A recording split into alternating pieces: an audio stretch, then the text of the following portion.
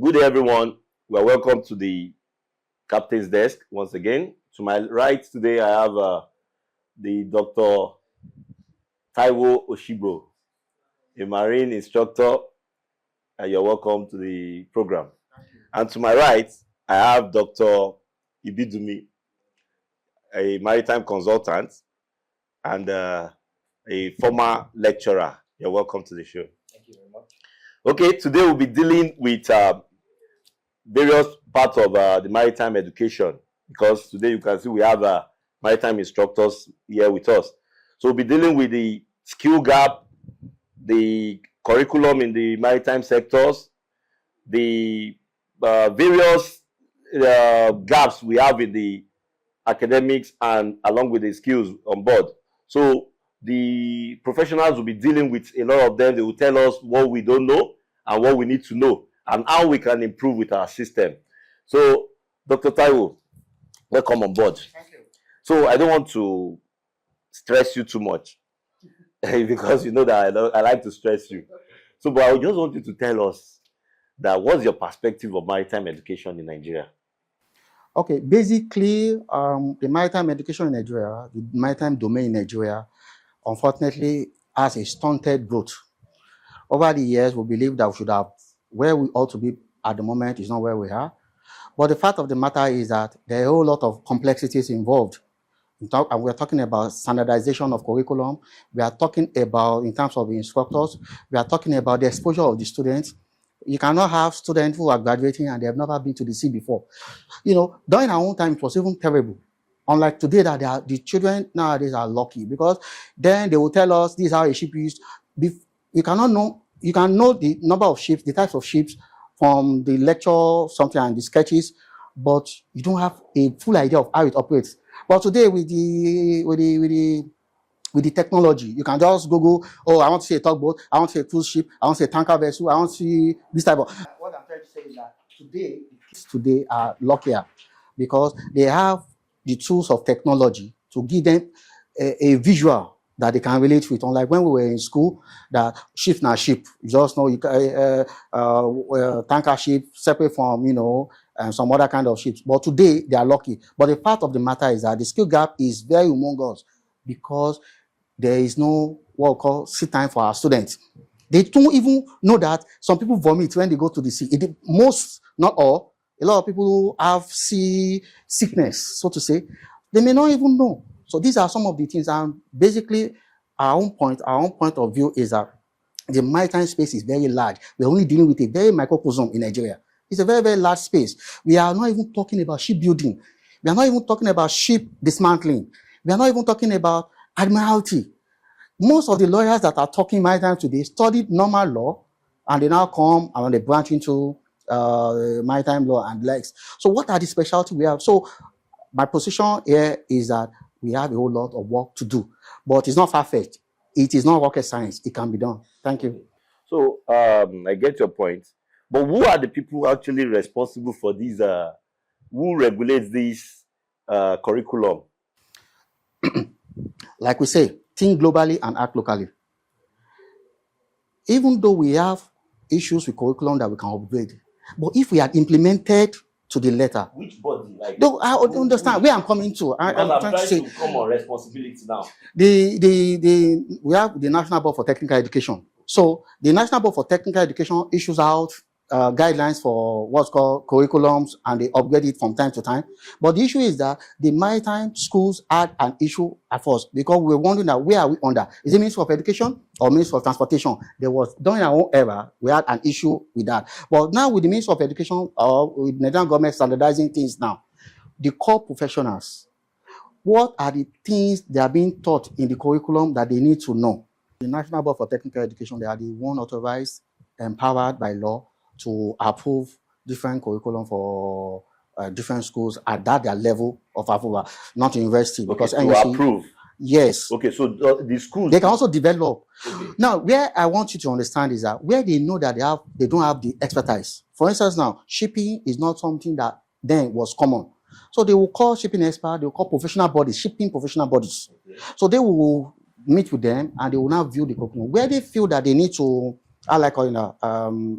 work on, before it is, some are streamlined to only suit professionalism, professional something. So they will now find a way to work on it to suit academic standard.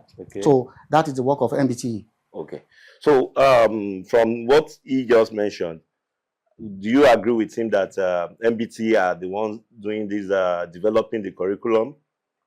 Yeah, actually, the responsibility for developing curriculum for polytechnics and monotechnics is that of the NBTE. Okay, but the NBTE does not just sit down, and they don't have all the specialties for all the programs in these institutions. So what they do is that they go to the institutions, and then they also invite industry practitioners to come and sit and, over a period of time, develop this curriculum, and then they can now put it into the format that suits, their template for academic delivery, and then before it can now be approved and published. So it is a responsibility of the NBTE, basically. But they don't do it solely. As a matter of fact, I have been involved in curriculum development for the ND and the HND programs in maritime transport and business management, approved by the NBTE. So if you look at it, you see the curriculum is owned by the NBTE. That is how it is. And who call for this? Okay, for example, what's the lifespan of the curriculum? What will warrant you to say, okay, the one we're using is outdated, let us improve, let us develop it? Who calls for that? Okay, yes. So the NBTE has their regulations. They have the duration, the period within which they expect curriculum to be reviewed. Okay, like even when I was involved, it was a review. But the truth is that there has been some inconsistency in this duration. So but in the duration. Yes, because I remember that the curriculum that I used when I was studying maritime transport and business management, that I graduated in 2007. I started in 2001, and then I finished my ND in 2003, came back for HND in 2005, and graduated in 2007. I was using the same curriculum to teach when I started teaching in 2011. Wow. Okay, so it was sometime later, about 3 to 4 years later, before we had to go for this review. Okay, but of course we know the reason for that is, MBT is a government institution, and there's all these bureaucracies and in scheduling and all that. So I think it's ideally it's supposed to be 5 years. Every 5 years there's supposed to be a review of curriculum. Okay. So if we look at that, like I like the one you said, that the same curriculum you used while you were in school as a student, you still use it to teach the students. So I remember what back there in school we were still talking about lead and line, jumbo derrick. All these things are not even present anymore on ships. So a very unique profession like maritime that requires some special skills. Now, if you look at the collection of people in the NBTE, I am not very sure, but I can tell that we do not have captains of industry, captains of the maritime, like the maritime captains. We do not have chief engineers and the likes. Maybe most of them do not even have the privilege of going to sea. So if you call me now, I can tell you that a lot needs to be changed, because most of the vessels I worked, they are automation, fully automated. And you will see that if you are still looking for lead and line, it's not there. We are using transducers now for, we have bridge integrations and a lot of equipment coming in. So now I can tell that the present curriculum we are using, probably it is due for upgrade. So who will call for this? Okay, you see, we need to get something straight. The role of the NBTE is the National Board for Technical Education. What they are experts in curriculum development. All right, basically, educational administration and so on and so forth. They are not experts in every field, and they don't get involved in actual development of the substance of this curriculum. So they constitute teams that work on this curriculum, and they bring the captains, they bring chief engineers, They bring maritime management experts. In fact, in my team, when I was reviewing this, the current curriculum that's in use, we had a senior Air Force officer with us who was a senior lecturer in one of the air logistics schools in Kaduna, I guess, then, because we sat in Kaduna. And then for other programs like marine engineering, nautical science, we had most of the most senior lecturers in the Maritime Academy that were there to contribute to that development. And they also brought in some people. I remember Captain Balogun was there for nautical science. I remember so many other senior lecturers, some of them master mariners, were also involved. So that's on the part. Then when it comes to calling for it, 5 years, if you ask me, is a very good time. All right, if the NBTE is consistent, all right, then 5 years is a good time. Yes, the schools can call on NBTE and say this curriculum that we're using is due for review based on the standards of the NBTE. Okay, right? The NBTE can equally call on the schools and say, we need to do this. It's vice versa. Correct. So absolutely it's not, there's no hard and fast rule on absolutely correct. Has the responsibility. Yeah, I just want to chip in something there that he has said it all. But the fact of the matter is that circumstances, situations can also warrant the speed. Yes, for the review. I remember this CO2 thing now. It's already calling for review. So because if you look at, I want to limit our conversation to maritime. Circumstances can warrant the speedy of the curriculum. They can expedite the upgrade of a curriculum. And it has also been the life pattern of IMO. For instance, if you look at IMO from history, for instance, Titanic, the sinking of Titanic led to the creation of SOLAS. So if you're going to teach any maritime student, there's no way you'll be teaching them pre-Titanic. You have to teach them post-Titanic. If you look at what we call collision law, it was because in the 1960s, a lot of ships became so much on the sea, and there was no proper rule, and there was collision, and that one led to the COREG. They have to establish rules of the road. This is how you have to move on at sea. If you look at the Tonle oil spill disaster, it was because of that disaster that they came up with MAPO convention. And also, when and all these things also affect in the curriculum. If you look at when we never knew that water has issue when we are doing water ballasting, until they now discovered that some species were dying because we are importing from one area to another area, because you can use either solid or liquid as a ballast. And that was what led to the BWMC, that is ballast water. And the last one I want to make mention of happens to be the 9/11. It was after the aftermath of 9. The ISPS came up. You can see. Where does the master now come in this curriculum review thing? We have a lot of overlapping functions. Okay. At times, the master will stand as though they are the one handling schools, which is wrong. It's not part of the function. Let's get something straight. Okay, now NIMAFA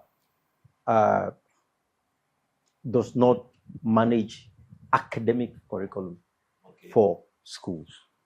Okay, what they do is, what NIMAFA is responsible for is the certificates of competence. But that's also academics. No. Let's get it straight. Okay. So, your national diploma program, or your higher national diploma program, or your BSc program, is not a guarantee for COC. It's not part of COC. It might be, a requirement for you to be eligible for COC. But when you go for COC, right? By the time you're eligible for COC and you go for COC, the preparatory program that you do, the preparatory course for 6 months, that is under NIMASA's purview. That is where NIMASA can determine and say, this is what should be taught. This is the curriculum for this COC. And that's the reason why when you are being examined, it is going to be based on the contents of that curriculum. So we need to understand the difference. Now, if NIMASA as a body can conduct COC, right? Issue certificate of competency that requires some classroom teaching and everything, and they control the A to Z of it. So if it does not have any alignment with the National Board of Technical Education, then it means you cannot grade it. You cannot grade what? You cannot grade this certificate of competency. It does not have an alignment academic, it doesn't have an academic Equivalence. Yes. Yes, for now, you cannot say that this is the academic equivalent of the COC. Why? What's the purpose? Compare. You relate it with the UK? Some of the schools in the UK that gives HNC along with. Thank you. I think that is not exactly what they do. Okay. What they do is that you come for a HNC, right? Now, because these schools have some kind of MOUs with the Maritime and Coast Guard Agency, they infuse most of the curriculum of the Maritime and Coast Guard Agency into their own curriculum. All right, but that does not mean that at the end of your HNC you still don't go for that preparatory. You understand? Sometimes the preparatory is run in that school and it is just integrated into the program. So if you look at the requirement of the National Skill Qualification Framework, it's specified on the skill acquisition, like all the skills we've got in the wherever trade you're doing, tailors, electricians, bricklayers.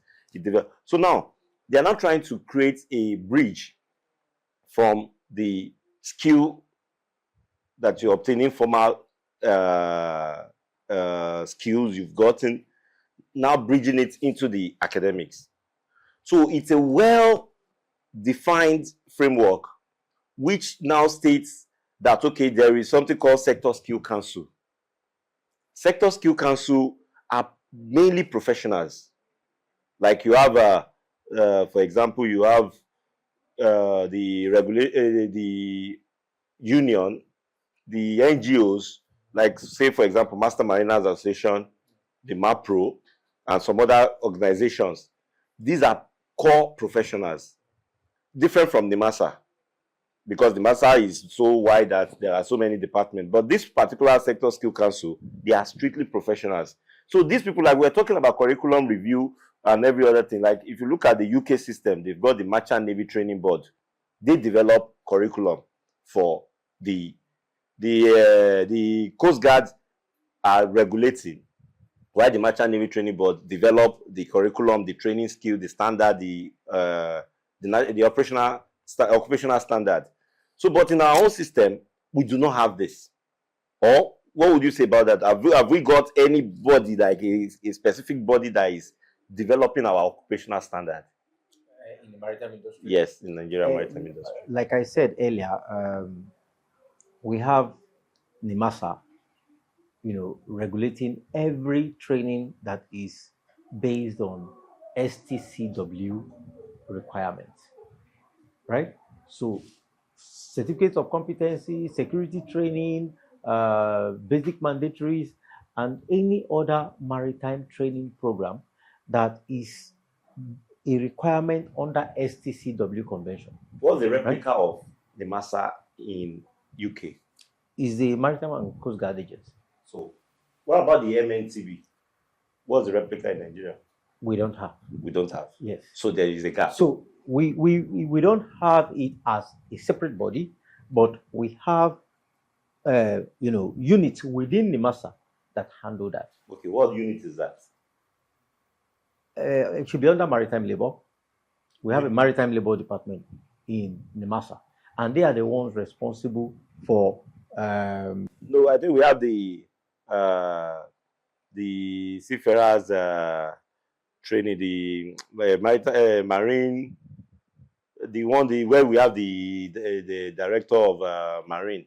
Okay, those whoever is in charge of arranging for COCs, yes, and it's not under maritime labor, right? No, Okay, fine. Okay, fine. So we have that unit within NIMASA. I know that NIMASA goes to Oron to conduct COC, and then the COC exams are conducted by NIMASA, and then the NIMASA marks the script, gives the grade, determines who passes or who fails, right? And at the end of the day, NIMASA issues the certificate, isn't it? So NIMASA is doing this even though they don't have a separate agency. They are doing it in-house. Okay, so now the problem is, because that's particular all the training, like for example, a seafarer that is going to Oron for COC, for example, you are talking about practical navigation, you're dealing stabilities, you're dealing chart work and all of that. And that same person, regardless of how much exams and training and courses you have to do, that thing does not have any alignment with conventional education. Yes. Is that supposed to be so?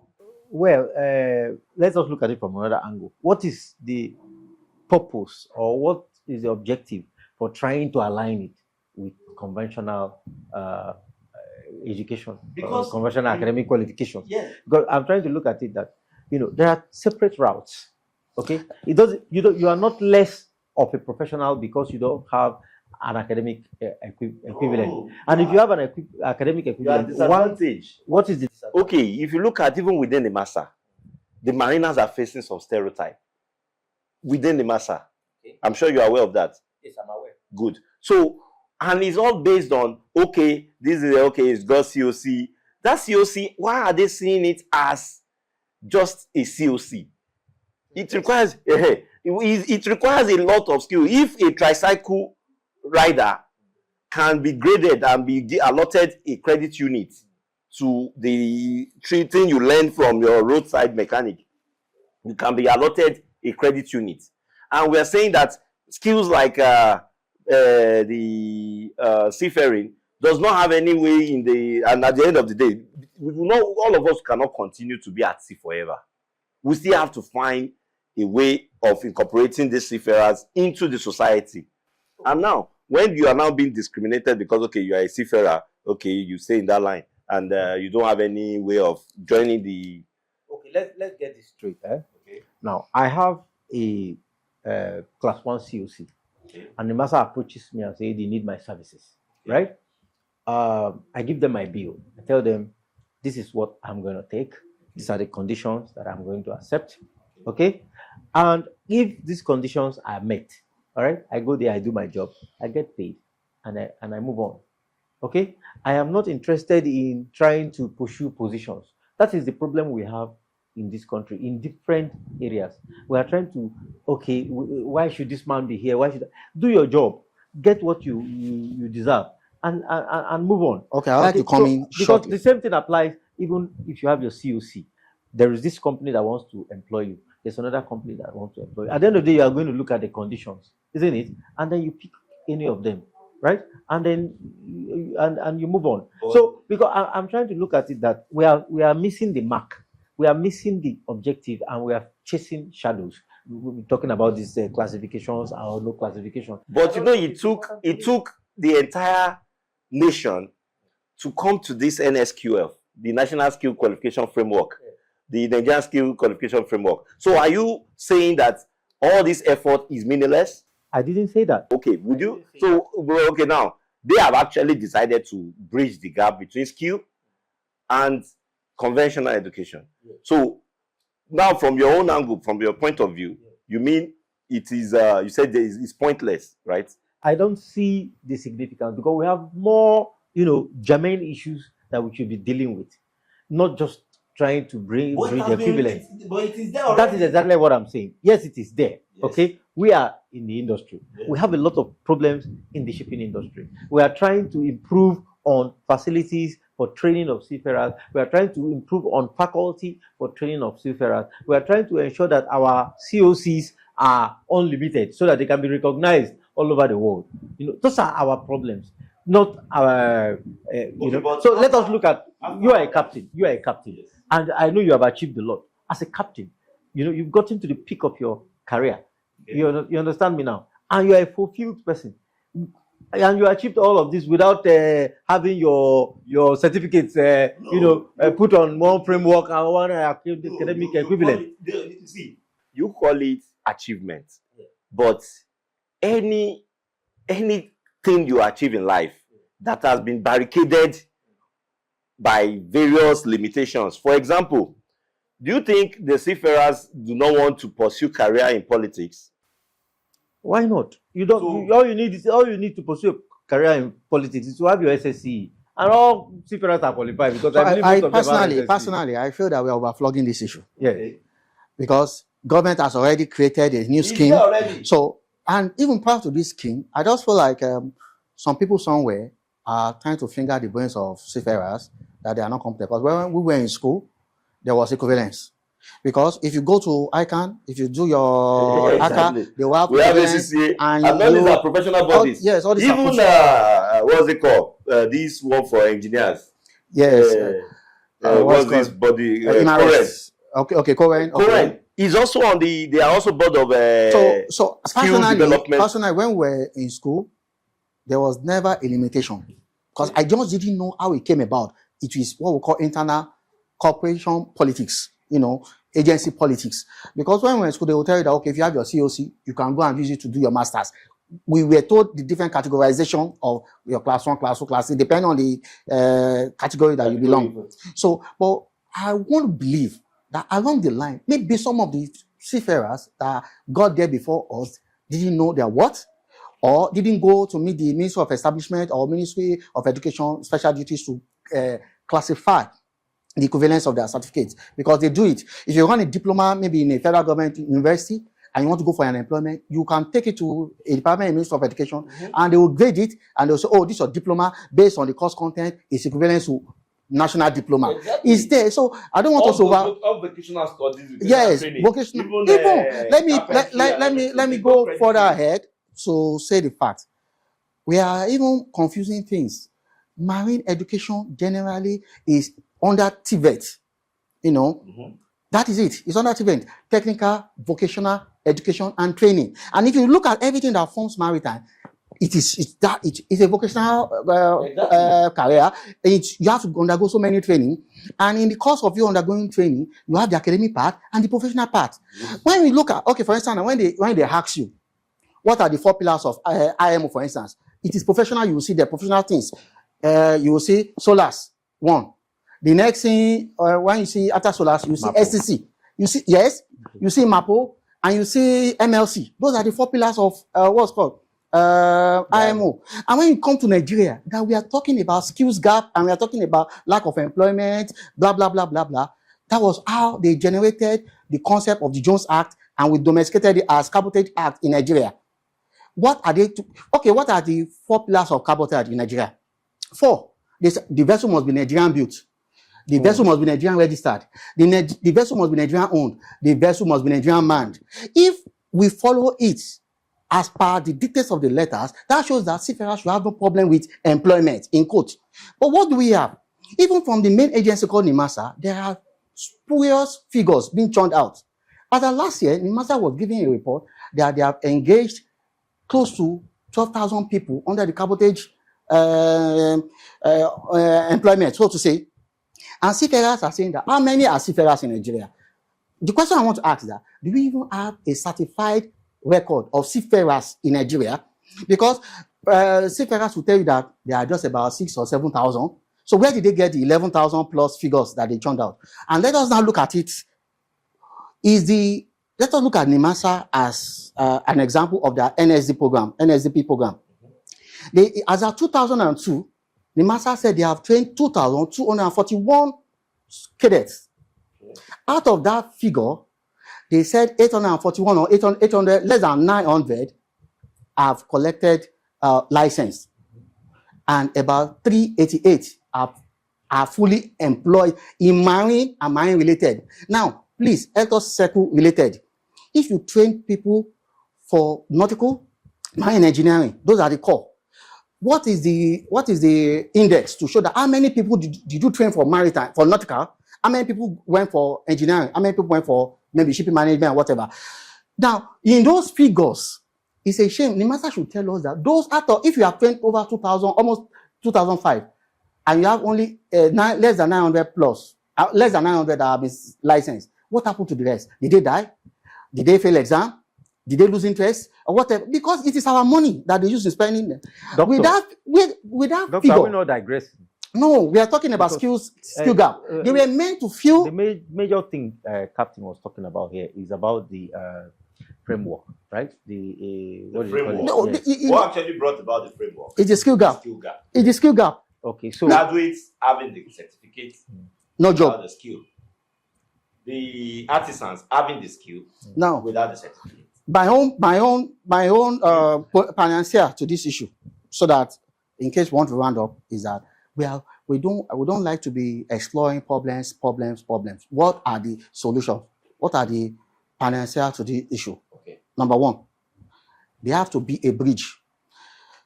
Now that we already have the skills framework, so that one we don't need to overlabor that one. We cannot debate that one. That one is already there. Is the chairman Of the board. Now, the next level we are talking about is that we are talking about skill gaps.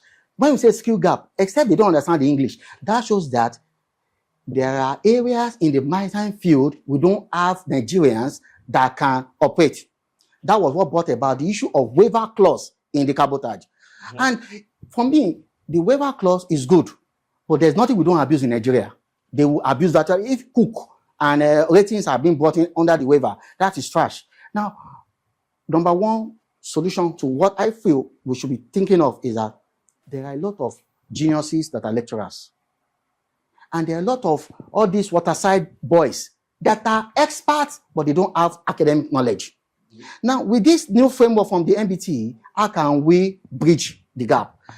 We will feel that at the least, every lecturer in a maritime school institution should try to have some level of sea exposure, because you cannot teach what you don't have. All the ones that are in the nautical science and marine engineering. Right? Even shipping management. Do you know that what do we call the name of those people that follows cargo, that escape cargo, that follows cargo? I'll get the name now. I've forgotten. Super cargo. Super cargo. Okay. They go on board. Okay. And they are in the management department. They go on board. The going on board should be a basic. You see, personally, we have issues with SCC, especially the swimming aspect, because these white people, I've seen so many videos. You see at the middle of the sea, not middle of the sea, at Alba, where they are anchored, they will jump into the water and they will come back. How many seafarers can float in water? The 5 days swimming course cannot. That is why we have competence and competency. A lot of people have competency, but they're not competent. Okay. So wait, hold on. Can I respond to that? You can respond.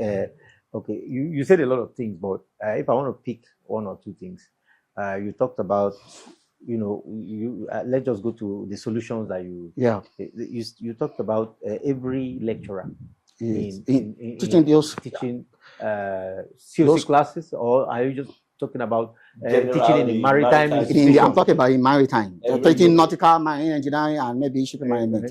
That they need to have a sea exposure. Exposure. It's experience. It may not necessarily be 6 months, but you must be able to know how the time. I understand exposure, right? Yeah. Exposure means that fine. Exposure means just going on board the ship to have a feel of what the ship looks like, not necessarily walking. You may say, for instance, now you may have a crash program whereby you follow a ship from Lagos maybe to Port Harcourt. Okay. A crash program. Like a crash program. Okay. So what if the school start having training vessels?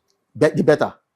It's even an advanced form of what we're talking about, because once the school have it, but it's a very expensive something. I don't feel any school in Nigeria can have a training ship. It's going to be a federal government. Training ship is not more money. So now it's going to be federal government. Sure you saw the NSMV. Absolutely. That NSMV situation. So can Oron acquire it? No, it will be federal. That is what I'm saying. Federal government. The ones with the America like that, the one that is taking 600 cadets. Yes. Imagine us having that right now. Absolutely fantastic.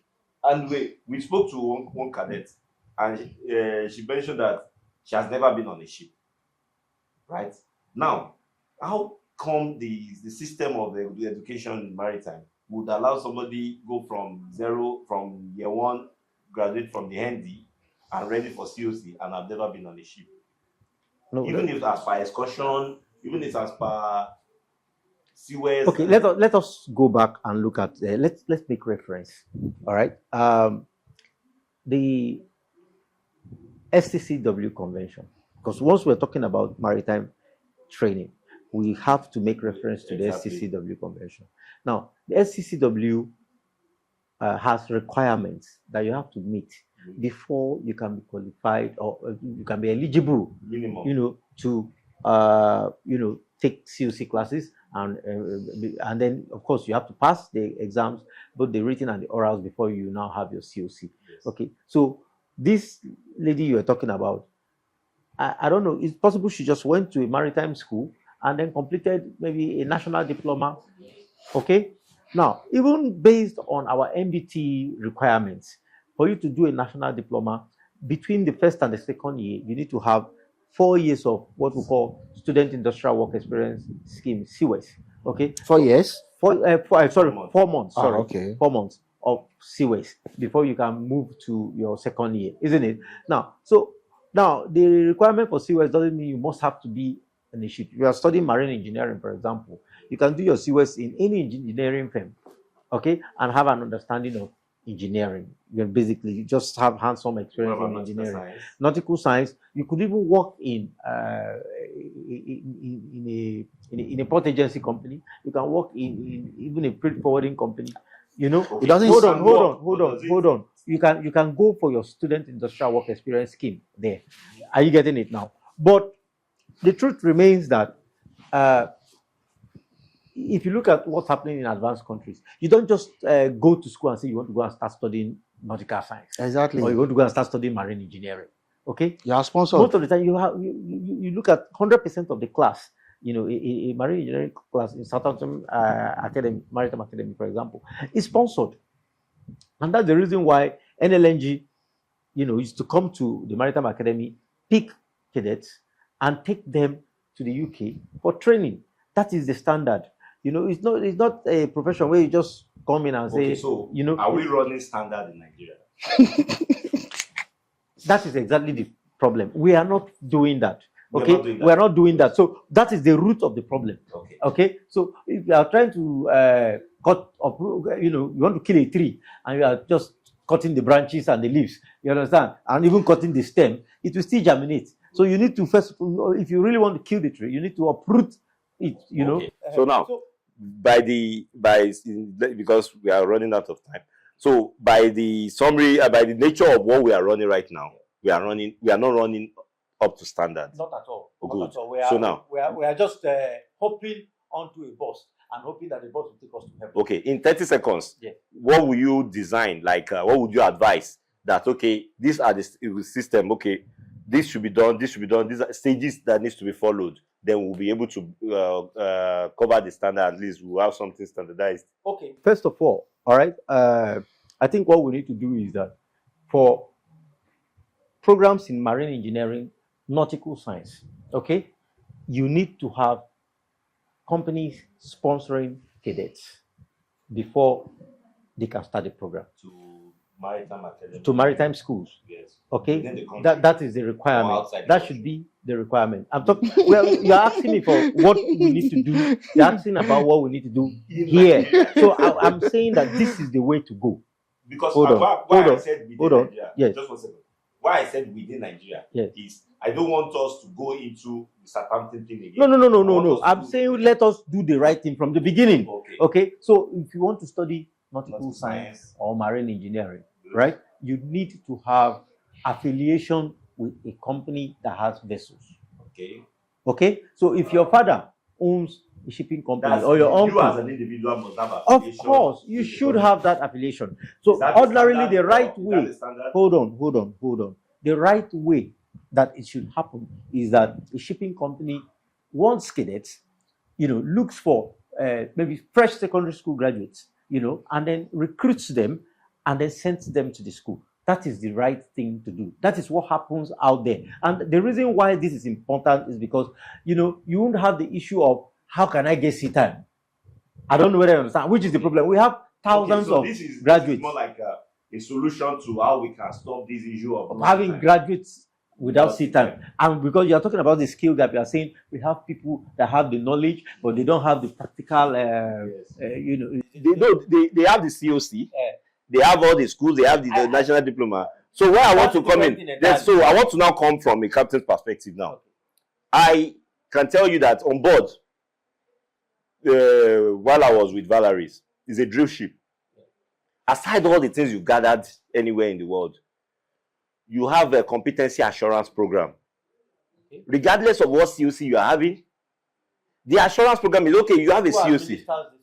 It's a company policy. So the competency assurance program is just a way of assuring the company. They want to be certain or be guaranteed that okay, this person is actually competent for the job.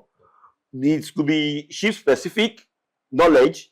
it could be activity specific, operational specific. They want to make sure that you are actually competent for the role you are to play. But if you base it on certification, yes, it's certified, but does that guarantee skill? No. Does that guarantee competency as per operations? No. So many other things. The training has gone beyond COC.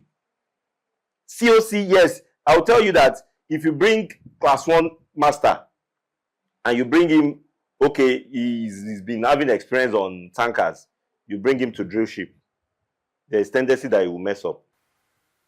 You know that. Capi, what you are saying is not only limited to maritime. Even in normal workspace, once you have your degree in accounting or whatever, Minimum. that's the minimum. When you now come to the company, they will now format you, tailor you to their own specifics. Exactly. So it's the same thing. Exactly. So Correct.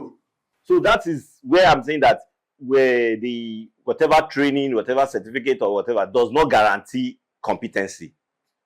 Well, it depends on what you mean by competency. All right. Now, when you do your COC, okay, remember that the COC is not just a piece of paper.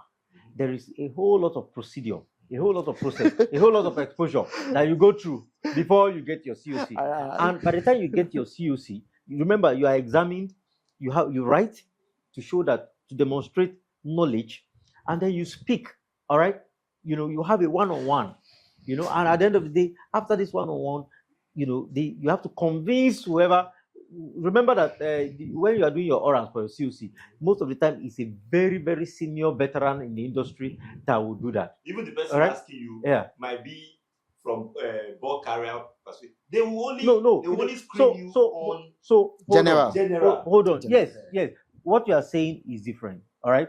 Now, if you are working on a VLCC, a very large carrier, for example, and you have a class 2 COC, now you want to move to a liquefied natural gas carrier. Okay, there are basics of seamanship and navigation. That's what we are saying. Which is what your COC, then you cannot go and get an endorsement for this particular type of vessel. I don't know whether you are getting it. Because when I was working on board liquefied natural gas ships, we had some seafarers that were coming in from VLCCs, and they had to do 6 months familiarization before they come in as trainees. We have trainee chief engineer. You call it familiarization. Some people call it assurance program. Yes. Some people call So it that is a different thing entirely. Exactly. That does not reduce. That does not the question basic competency. your COC. But where I'm coming from, no, it's not a question on COC, but it is a question on skill. No, the skill, that you are talking about Specific skill. Yes. COC gives you general skills. It equips you with the general skills that you are supposed to have, for that the minimum skill that you are supposed to have to operate on a particular level. Hold on. You got it. You said it. To operate on a particular level, right? Now, irrespective of which particular type of vessel you want to work on. So that is what brought us to this long conversation. Is we're talking about competency. The certificate of competency does not guarantee your competency level on board the ship. Okay, look at where I want to ask a direct question. It's not. When you were in school, was there any program from year 1 to year 4 that they incorporated swimming as part of your course from year 1 to year 4? No, there was no. Now that presupposes that our school swimming pool is technically a museum, because I cannot see why a lot of seafarers. There was a time that I stopped watching our platform. I don't want to mention the platform of seafarers dead. Ordinary following, trying to go on board, they jump. They slip into the water and they're gone. Then you ask, don't they have competency certificate? Hold on. You see, that's where we need to look at what is the requirement to be a seafarer. To be a seafarer by STCW. You have there is STCW requires you to do a course called Personal Survivor Techniques, PST. Now you have to survive. Are they surviving? No, are they surviving? Yes. They are not surviving. They are surviving. I worked on the vessel. I worked on the ship. They are not surviving. I worked on the ship when I didn't know how to swim. All right, and I did 2 tours of duty 8 months, and I survived. I knew, Are you even first of all, to swim at sea? No, you don't understand the thing. The skills that's necessary for you to be afloat, to be safe. Why are we recording ordinary going on board embarkation disaster? You cannot be embarking without using your life vest. jacket. So if you use your life vest, there's no way So there you are are going procedures. to. No, you don't So understand. Let's let's be calm. Let's be calm. Let's be calm. Those are the requirements. Those are value added. But my concern is that for a maritime school, whether it's a university, that's Nigerian Maritime University or whatever school that has a 4 years program, there's no reason why they should peg their cadets from just coming to swim once in a while. No. There's a requirement for that. There's a requirement. You can try to go and do your swimming, no problem. That's not a problem. It's value You added. understand? But So according to the STCW, there is no requirement for you to be a swimmer before you can. Not walk necessarily a on swimmer. board. Why understand? can't you float? Okay. So anyway, but lastly, I want to conclude by saying this: when we are looking at the overall solution to things, the aspect of practicals should not be put aside. It is very, very necessary. There are requirements. I want to also say that. Do you know why I'm saying this? I want to touch on two things. When we were cadets, we read textbooks, and I remember when we were doing our engineering something, we couldn't see the mechanism of the engine and the engine governor. When we went to the workshop, the lecturer said, "Who can point at a governor?" Do you know that I was in my brain, I was waiting for that sketch to see. But an experienced Seaman just said, "Oh, that's the governor." And we're looking. And what he said, this is the fuel line. Are you getting what I'm trying to say? And that shows that practical and theory, there must be a nexus. There must be a point, a center point of convergence. And lastly, what is the future of seafarers? Because in the next 10, 20 years, we are talking about unmanned shipping. We are talking about AI sailing. Then, are we not already thinking of how to remodel the psyche of our young generations to other aspects of the maritime? Because once the test one gets over with, I am telling you, we are even going to have less people on board, and we are going to have more mental health problem on board. That is where I am. Okay, good. Thank you very much on that. I want us to now come to an agreement. No, one of our agreements today, after all this long discussion, is we agree that the standard of maritime education needs to be improved in Nigeria. Absolutely. Right? No. We are good. We agree that aside your certificate of competency, the companies or everybody should have the process of competency assurance program. Good. We all agree that the schools need training vessel. Well, the country should provide a training vessel. Yes. When it comes to training vessel, okay, I don't think it's a requirement under SCCW that you must have a training vessel. No, I think the requirement under SCCW. No, we need to use SCCW. We don't care how you get it. We need to. But look at the bunch of the number of cadets floating on the streets. That is what I am saying. Okay, you can't just say government should provide. Government has a lot of responsibility. You cannot start telling government to come and provide a training vessel. We don't even have a training vessel yet. Yes, Maritime Academy used to have a training vessel. I'm not aware of that. Okay, why don't we think outside the box? Why don't we think outside the box? Rather than Navy bombing all these ships involved in oil theft, why can't they work it out? I don't want us to go there. I don't want us to go there. No. They can be refurbished. See, I don't want us to go there. You see, running a vessel is a lot. It's a whole lot. All right. The requirement is for you to be a seafarer. Okay. Once you are done with your classroom work, you have a requirement to go on board for sea term. There is a requirement for you to go on board for sea term. It's not working. If it is not working, then we have to find out why it is not working and fix that. It is not working. And that's why I'm saying, you don't just train. That means you don't even have need to train people. But the ones that they have trained, they are there. Thank you. Fine. This is where we need to look at. All right. There was a time Nigeria had an MOU with the Malaysian government for Nigerians cadets. My classmates. Hold on. My classmates, they went on those vessels. And I can tell you that 95% of them are doing extremely well in the industry all over the world today, just because of that singular experience. They went on for 18 months on those vessels. Okay, we can do a lot of that. All right. Now we have so many companies coming in. We have so many vessels operating in our cabotage waters. Hold on. We have so many vessels operating in our coastal waters. That's illegal, sir. What in our coastal Since waters. they said they No, no, didn't, no. since they said they didn't give them He's not talking authorization. about foreign Now, vessels. He's talking so about how do we Or is it explore local this? vessel? Yes. Okay. Yes. Coastal How do we Cabotage, explore that? cabotage vessel. How do we explore that? We can make it mandatory, and then probably incentivize it so that every vessel at every point would have two cadets on board. two cadets on board. Two cadets on board. One nautical, one deck, one engine. Are you getting it now? After 6 months, they must be replaced. We can have a pool. Vessels in Nigeria, right? Just imagine so that. 200 times 2. That's 400 at every point. Yes. Are you getting it how now? many do you think is going to No, get no, that? we will get somewhere. No, Are you at getting least it? it's part of After the your solution. cadetship, after your cadetship, after 12 months of cadetship, now you're on your own. Okay, thank you very much. We are out of time.